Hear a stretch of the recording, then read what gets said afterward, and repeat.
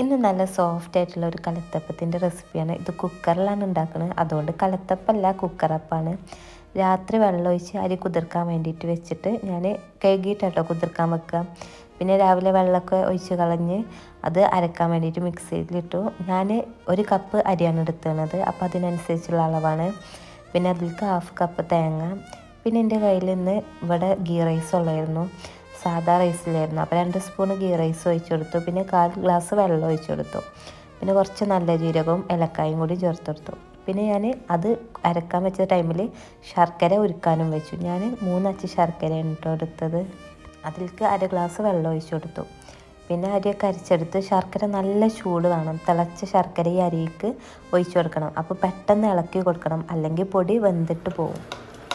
അപ്പോൾ ഞാൻ ശർക്കര കുറച്ചായിട്ട് ഇങ്ങനെ ഒഴിച്ചെടുത്തിട്ട് അതിൻ്റെ കൂടെ തന്നെ നന്നായിട്ട് ഇളക്കി കൊടുക്കുന്നുണ്ട്. ഈ ഒരു കൺസിസ്റ്റൻസിയാണ് കേട്ടോ മാവ് വേണ്ടത്. ഭയങ്കര ലൂസും അല്ല, ഭയങ്കര തിക്കും അല്ല.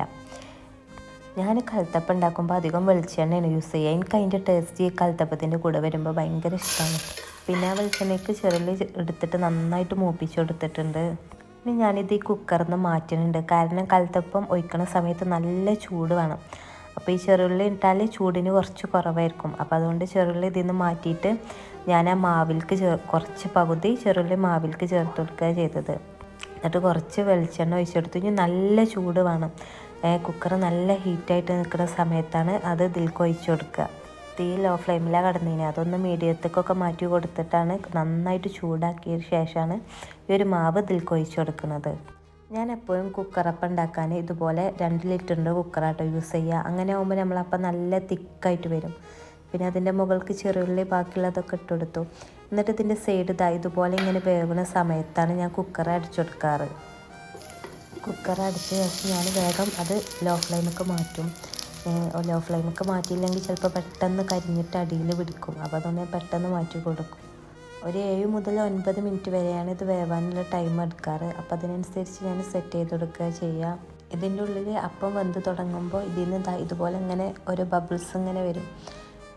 പിന്നെ ഇതിൽ നിന്ന് ബബിൾസ് നന്നായിട്ട് പൊങ്ങി വരുന്ന സമയമാകുമ്പോൾ ഇതിൽ വെന്തണമെന്നാണ് അതിൻ്റെ അർത്ഥം. അപ്പോൾ ഞാൻ ഫ്ലെയിമൊക്കെ ഒന്ന് ഓഫ് ചെയ്തിട്ട് കുറച്ച് നേരം അങ്ങനെ ചൂടാറാൻ വേണ്ടിയിട്ട് വെച്ച് കൊടുക്കും. കുറച്ച് സമയം അതിൻ്റെ ആവിയൊക്കെ പോയിട്ട് ഞാൻ കുക്കറിൻ്റെ മൂടി തുറന്നു കൊടുക്കുക. എന്നിട്ട് ഞാൻ അതുപോലെ ഫോർക്ക് വെച്ചിട്ടൊന്ന് കുത്തി കൊടുക്കും. അങ്ങനെയാണെങ്കിൽ ഇതിൽ എവിടെയെങ്കിലും വേവാത്ത ഭാഗം ഉണ്ടെങ്കിൽ നമുക്കൊന്നും കൂടി വേവിച്ചെടുക്കാം. പക്ഷേ പിന്നെ വേവിച്ചെടുക്കുമ്പോൾ നന്നായിട്ട് ശ്രദ്ധിക്കണം.